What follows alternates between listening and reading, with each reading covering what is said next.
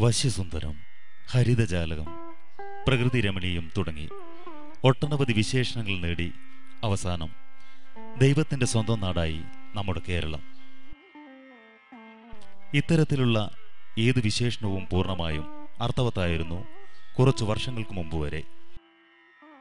എന്നാൽ വളരെ ദുഃഖകരമായ ഒരവസ്ഥയിലൂടെയാണ് കേരളം ഇന്ന് കടന്നുപോയിക്കൊണ്ടിരിക്കുന്നത്.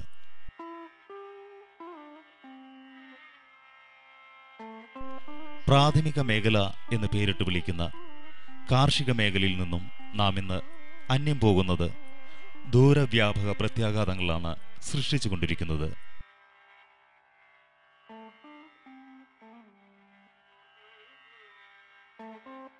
പകരമായി നാം തെരഞ്ഞെടുത്ത വ്യാവസായിക മേഖലയ്ക്ക് വേണ്ടി പ്രകൃതിയെ അതിക്രൂരമായി കയ്യേറ്റം ചെയ്യുന്നു.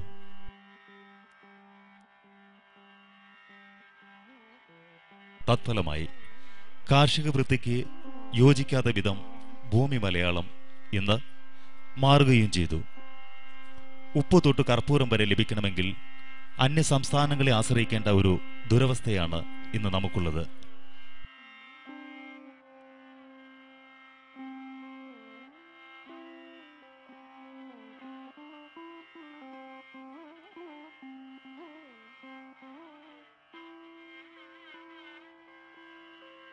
സമഗ്ര വികസനത്തിനും പുരോഗതിക്കും വേണ്ടി ചില വിട്ടുവീഴ്ചകൾ അനിവാര്യമാണ്. എന്നാൽ ഇവ അതിരുകടന്ന് ഭൂമിയുടെ മേലുള്ള കയ്യേറ്റമായി മാറിയിരിക്കുന്നു.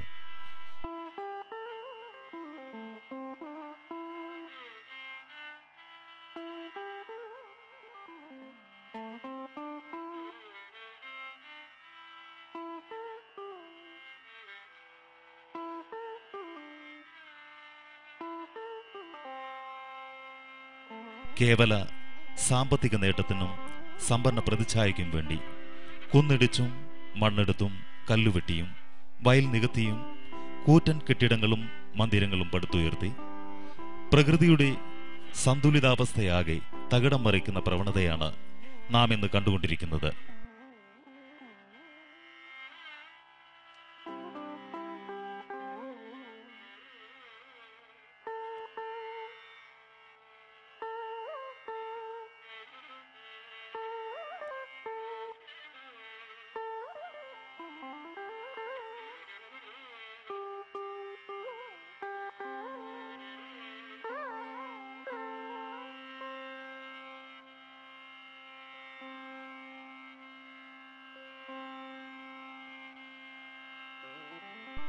കേരളം അതിവേഗം വളരുകയാണ് എല്ലാ അർത്ഥത്തിലും.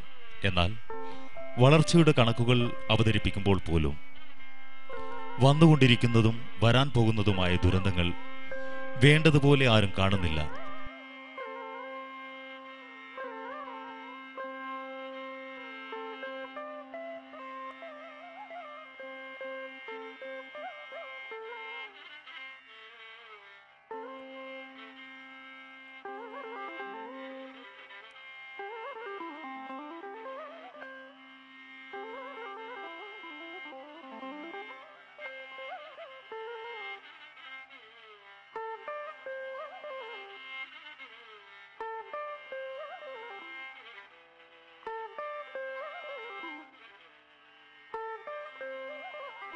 വികസനത്തിനായി നാം ബലികൊടുക്കുന്നത് നമ്മുടെ പ്രകൃതിയെ തന്നെയാണ്.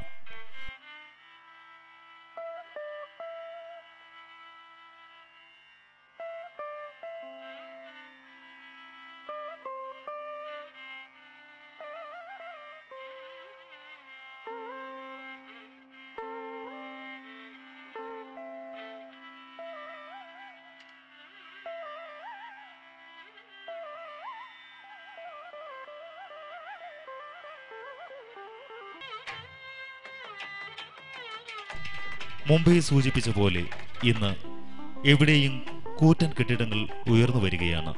പ്രകൃതിയിൽ ഇവ എന്തുമാത്രം പ്രത്യാഘാതം സൃഷ്ടിക്കുമെന്നോ ഇവ താങ്ങി നിർത്തുവാനുള്ള അടിയുറപ്പ് ഭൂമിക്കുണ്ടോ എന്നൊന്നും ആരും ആലോചിക്കുന്നില്ല.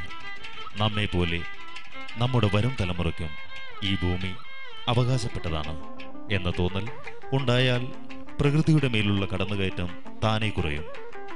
വൈക്കം മുഹമ്മദ് ബഷീർ പറയും പോലെ ഭൂമിയുടെ അവകാശികൾ നമ്മൾ മാത്രമല്ല എന്ന തോന്നലും നല്ലത് തന്നെ.